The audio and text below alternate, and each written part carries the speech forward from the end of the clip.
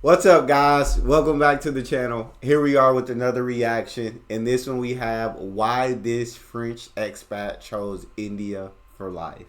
Before we dive into this video, if you guys happen to enjoy, please don't forget to smash subscribe, give the video a thumbs up, and if you'd like to support this channel by becoming a member, all you gotta do is hit that join button to receive your exclusive benefits. Let's dive right in. India is rising, and India wants Indian product, and India is a world in itself. Meet Jonathan, a Frenchman who met his Indian wife in New Zealand, moved to India 3 years ago, and now works for his father-in-law's plastic manufacturing company. Jonathan shared why Indians don't go on dates, how much expats earn in India, and why this country will rule the world in the future. I'm Max Chernov, let's go! Here, when you basically tell your parents, hey, I'm dating someone, in a matter of months you are getting married. And if it's not month, it's gonna be week. My wife's best friends are In India? Dang. He said when you tell your parents I'm dating someone, in a matter of months, you're married. Dang. She went through that recently. She dated someone for some time. She announced to her parents, hey, I'm dating someone. 2 weeks later, they were married. She was really anxious about telling them and how they will also accept that I was not Indian. So you're not supposed to date someone if you're not getting married. You're not If you're supposed not to getting married shortly. Yeah, Okay. you're not supposed to date in India. The marriage is either arranged or either if you're dating someone, it's kind of clandestine and you announce that you've met someone. But people people do date each other, just don't tell their parents. Exactly. There you go. Yeah. Okay. I know many There Indian you people. go. Hey, we can date.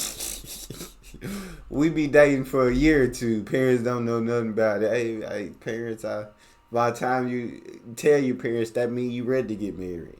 You ready to get married at the time you tell your parents. So, in a couple of weeks, I was ready to get married when I told you. So, a couple of weeks, let's do it.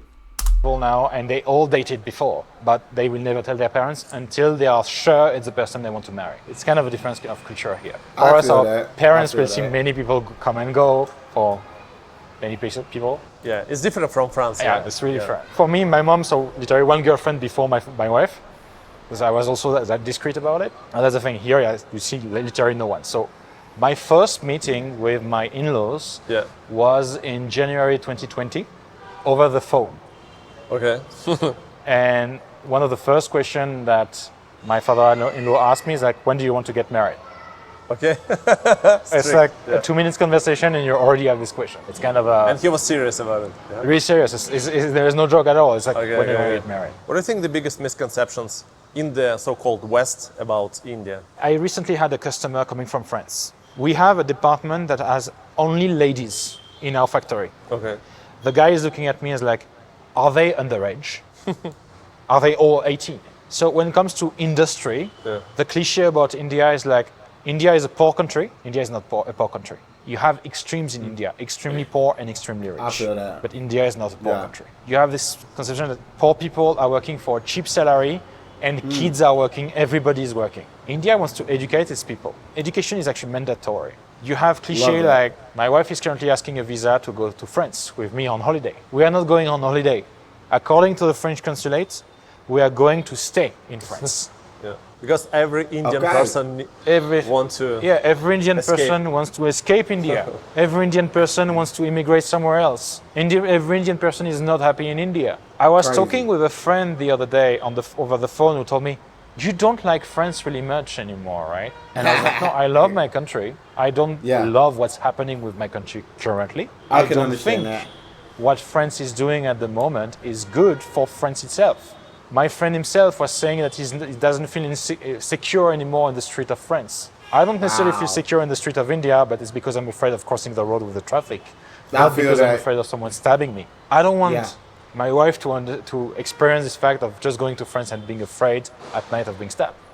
That's a cliche I have of friends now living in India. So we don't want to go to settle in France. We want to go for holidays.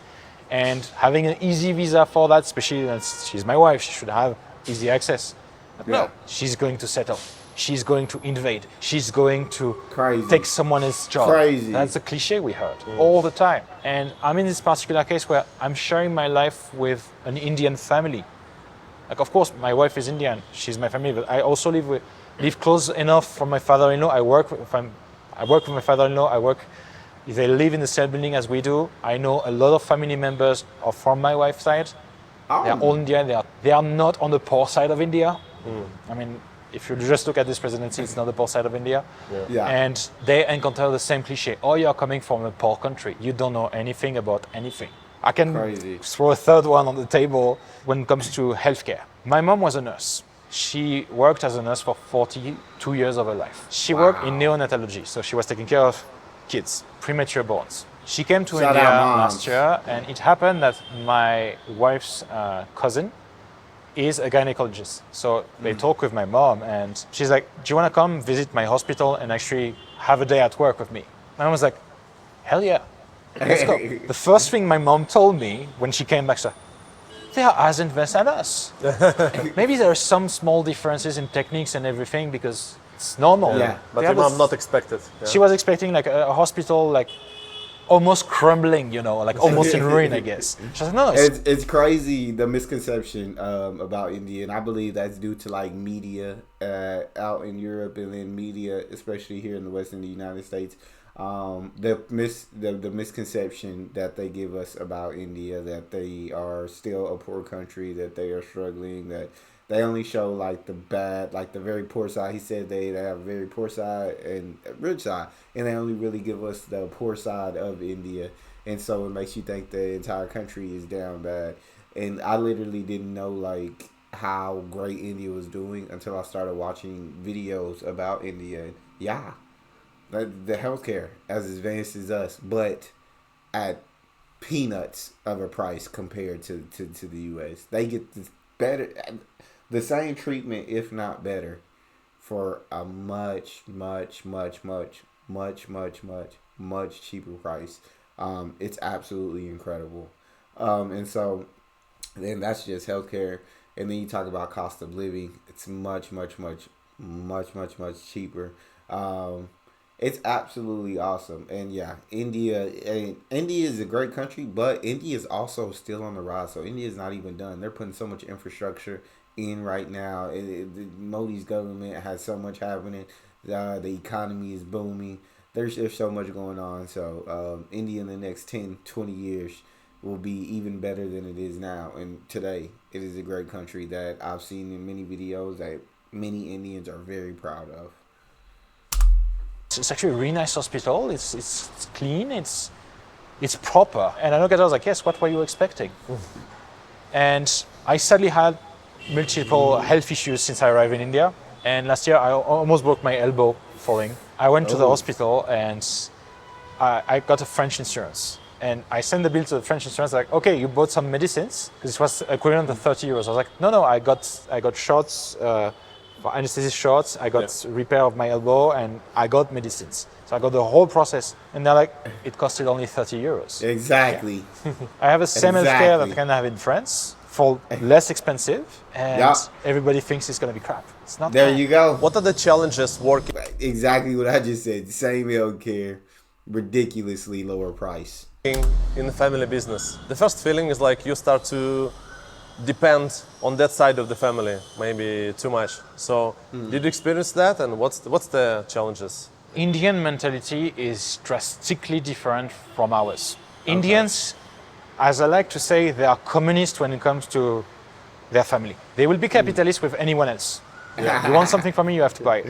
But within their family, they are communists. They share everything, which is really strange for someone like me coming from France. And I still have some form of small conflict, but it's more like taunting my father-in-law. Yeah. Because when we're talking with my wife, her money is her money, my money is my money.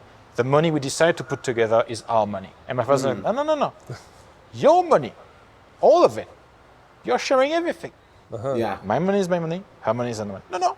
You have to share everything. He has this logic from the very beginning. From the very beginning, he was like, yeah, so you're here, you have this salary, but if you want more, you ask. So to not hide anything, because I don't care about talking much about money, he put me on the minimum salary to be allowed to have a foreigner in India, which is around $25,000 per year. So that's 1.3 lakhs, so 130,000 rupees. per month. So it's the equivalent of the minimum wage in France, which is breaking the cliche of the expat making a lot of money when you're coming to India. Making minimum wage of France. It's just I'm living in India, which allows me to be more comfortable. And I never You asked have more for purchasing Last power. year, when I got my OCI, there was this time where I was not allowed to work by the government. I never asked for more. I had money on the side to be able to live, and I lived off out of it. I got yelled at by my father-in-law. He was like, no, you are not working. You should have asked me. I could have given you money and everything. Like, no, it's fine. My finance and my finance, I don't need your help necessarily. So we have this difference of culture here. Okay. But it's not a weight coming like, okay, you are dependent on me or anything. I earn my salary by working for Kamal Plastic, and he recognized it. If I want more, I can ask for more, but I don't want to do that. He also encouraged me to go for my own venture. Like the 3D printing department, for instance, I created it within the company. But the company is doing injection molding, which is mass production of plastic. 3D printing is not something necessary for such a company. So he told me, he was like, okay, it's your own venture. How much do you need? And I was like, I don't know yet. I need to learn. And we end up spending around $50,000 to set up the department, to buy the machines and everything. And I told him, okay, now my department will make money and reimburse this money to make sure that it's working. He was like, it's my company. I spend this. You don't have to reimburse anything. I was like, no, but business-wise? He was like, business-wise, yes, but you don't have to reimburse anything. Like, yes, but the department has to. Yeah. I was like, okay, if the department has to reimburse something, then your argument is valid, but you don't have to reimburse anything. As you probably know, there are a lot of... I absolutely love that. That's absolutely amazing. He said, hey, with capitalist family, or outside of the family, it can be very capitalistic. Like, you want something, you buy from me. But within the family, very communist, very willing to share everything with the family. And I love, he said, I still talk my father a lot. My money is my money. Her money is her money. The money we decide to put together is our money. I'm more on the father-in-law side of things, where it's like, hey, no, you guys like are a couple, are married, and so you guys share everything. But different people live different ways. Different relationships have different, they work it out differently. And if that's the way their relationship works and that works for them, that's absolutely amazing. But his father-in-law sounds absolutely amazing. Indian side of the family sounds absolutely incredible. I'll start you off on this. If you want more, just ask. Mad at him when he's not able to work due to visa issues, and he's not asking the father for money. But you're not working. Let me give you money. No, I got my own money. And so I absolutely love that. Like, the family is so close, and I've seen many videos. I know about family values. Well, I guess I've never been to India, but from what I've seen, I know a little bit about family values in India, and it's a very strong, tight knit like family, and that's absolutely awesome. Like super high level managers from India working in all top IT companies like Google, Meta, Facebook. And basically, if you see the top management, like, I don't know the numbers, but it feels like half of the top manager positions filled by Indians. Some of the Indians are super proactive, I guess. Exactly. There is this joke where Putin, Biden are reuniting, and they have to decide who is the new leader of the world. And Putin is like, Russia will be the new leader of the world. Biden is like, no, the US will remain the leader of the world. We'll ask Xi, who will be the next leader of the world. So they asked Xi Jinping, and it's like, China will be the next leader of the world. And they're like, okay, we need to ask someone else, someone more neutral. So they are going to Narendra Modi, and they're like, who is the next leader of the world? Narendra Modi is like, the CEO of Google is Indian. The CEO of this company is Indian. The CEO of this other company is Indian. So I don't know who will rule the world, but probably an Indian. And this is that. There is a fundamental difference between, let's say, the bottom of the ladder in India of people that are not really educated, sadly, because they don't have the means to get educated. Yeah. And the top of the ladder. You don't have a middle ground like we can have in the Occidental world or even in Russia, from what I know. Here you have extremes only. Okay. You have the person that will have an education where the diploma does not worth more than just a piece of paper, and the highest education possible that will lead them to be CEO, that will lead them in a really big position. We have examples around the world, just as you said, of big CEOs that are Indian, and you also have the CEOs that went to study outside that are coming back to India now to raise their country. Those people are the ones that are nowadays famous in India. And India also have this protectionism now put in place. I was talking about the filament making machine earlier. We bought this filament making machine from Holland. The cost of a filament making machine is 8,000 euros. Costed Okay. 15,000 euros to import within India, because you have this huge movement for make in India.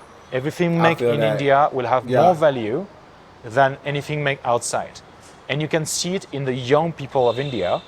They want things made in India. I recently went to a board game workshop, masterclass, how to make board games basically. I went to a masterclass in France. We were talking about the board game market and everything. Okay, that's cool. I went to a similar one here with a friend who is a game developer in India. And so the guy running the workshop makes games in India and makes games about India with Indian culture. His stocks that. are low at all time because people want to play with games that they can rely on. There is this boat race in Kerala. They made a game about it. I didn't know anything about this boat race in India before, and I learned more about the Indian culture thanks to that. But every Indian around the table was just so happy to be able to play this race on a board game format. So India is rising, and India wants Indian product, and India is a world in itself. That's true. So, yeah, the CEO are coming back to raise a country, but this country will rule the world soon. Speaking about protectionism, I do believe India is 100% on the rise to becoming a superpower in the world. And what I really love about India is that India wants to kind of do what's best for everyone. Wants everybody. They don't. It seems like from what I've seen, they don't necessarily want to be like the superpower that is in charge and everybody needs to follow us. It seems like what they want is for all of these countries to be able to cooperate and understand this is a world full of so many different countries, full of so many different people, so many different cultures, and they want to give a voice to those countries that don't have one. They want, you know what I'm saying, kind of change it from where the people at the top right now, which is like U.S., China, Europe, all these European countries, and all these different countries are really the ones getting to call the shots and everything. But I think India wants it to be a world where there's cooperation between all countries, and everybody has a voice. Because at the end of the day, we're all human, and we need to all cooperate in order for the world to continue to sustain. And that's what I really love about India. They don't want to rule with the iron fist, but they want everybody to cooperate and everyone to have a voice, everybody to have a seat at the table. And that's a beautiful thing. I heard that if you're a foreigner coming to work in India, you pay super high tax Yes. versus Indians. Is it? Can you elaborate on that? My father-in-law handled all my taxes because he didn't need me to get super involved with that and to not bother me, basically. But to come to India in the first place, an Indian company has to be able to put $25,000 on the table per year for you. You will have to pay taxes on that. And his taxes is around 40%. 40% of your salary is going in taxes. The more you will earn, the more... 40% on even 25K? So you're talking, you go over there, you make 25K, you're probably going home with maybe like 14 of that. Like 40% is a lot of freaking money. 40% is a ton. On 25K, 40%. Jeez. they will take. And you really have 2 to 3 profiles of people coming to India. The first profile will be someone in my case. I have an Indian partner. We are coming to India a bit because of destiny, let's say it like this. Yeah. And we settle here because we end up liking it here together, and we see an opportunity to stay here for some time before maybe moving somewhere else where life will take us. Then you have people coming here with VIE, so it's international volunteering in a foreign country in France. Mm-hmm. It's for young people wanting to work in the foreign countries. They will come here, work with a French Indian company or a foreigner company, and they will stay for 1 or 2 years. And maybe they will like India and they will stay in India trying to work with the same company with a work visa. They will earn on average a European salary, but not much more. And then you have the third profile, which would be the pure expat profile. It's usually someone that will be at its career's end and will be like, okay, I want this mission before retiring, and I will grind as much money as possible. And they are coming here and they will receive a huge salary from the company. Because they are coming from France or from a European country as expats, they will get compensation for coming all this way. But their partner will also get compensation. Their kids will also get compensation. And I was talking with some people, French people here, and they were surprised because I was making only 1,300 euros per month. And I asked them, how much are you making? I was like, myself, I'm making 10K. My wife, she's making 40% of her former salary, but she's not working. My company is giving that. So accumulated, yeah, we might be around 20K per month. 20K euros. So it's 20 lakhs here. It's 1,000 times the salary of a basic worker in India.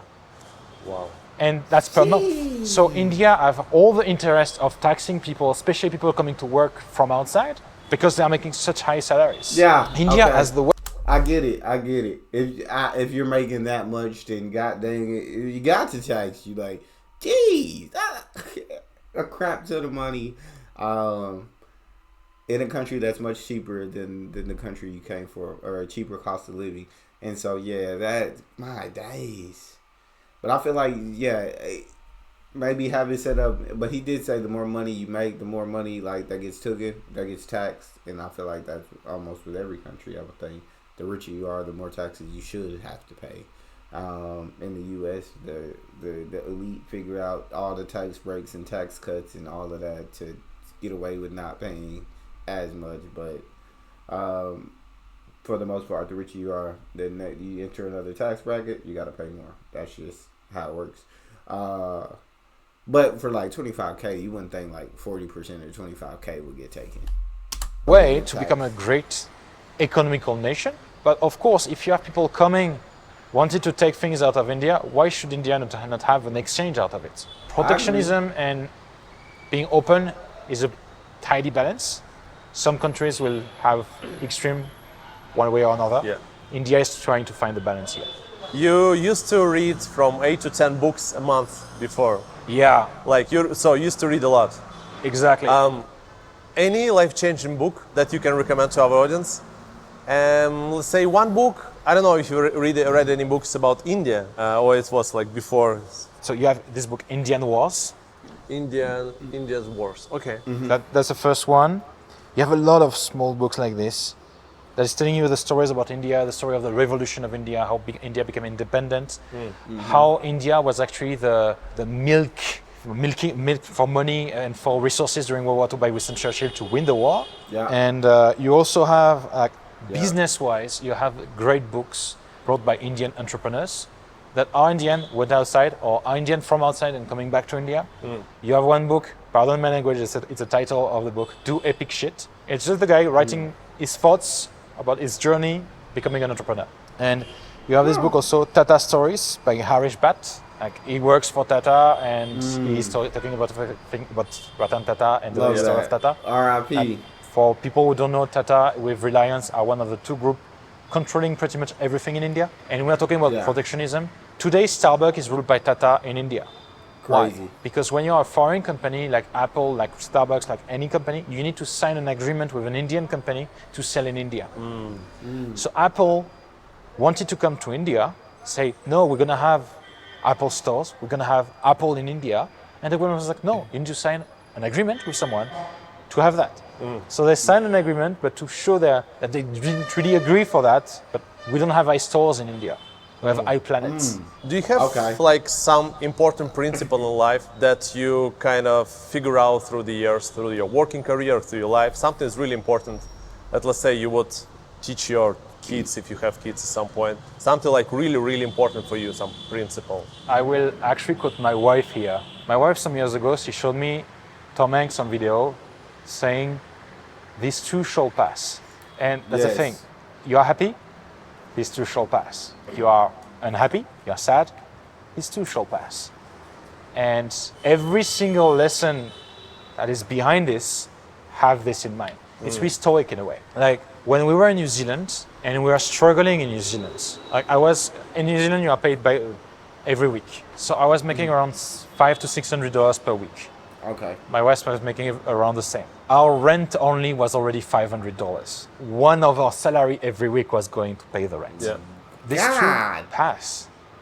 We struggle in New Zealand for 4 years, working a lot, more than a lot, to end up in India, where we are living in a really nice private community, in a really nice flat. I'm working with my father-in-law. I don't have any financial issue, and whoever is above us preserve me to have any financial issue again. So maybe this too will pass also. In India particularly, I learned that everything is possible. Impossible is not a word in India. You want something, it will happen. In the same way that my father-in-law started his company. He actually got contacted by a friend who knew someone from Kodak, the photography company, and they wanted some plastic part. He had nothing, no knowledge or anything about plastic. He went to Japan for 3 months, bought a machine and got the contract. Nothing is impossible. So it's the same way. You want to do something, you just have to do it. If you think it's impossible, if you think you cannot do it, it's an excuse. You have to move and do it yourself, and no one will do it except you.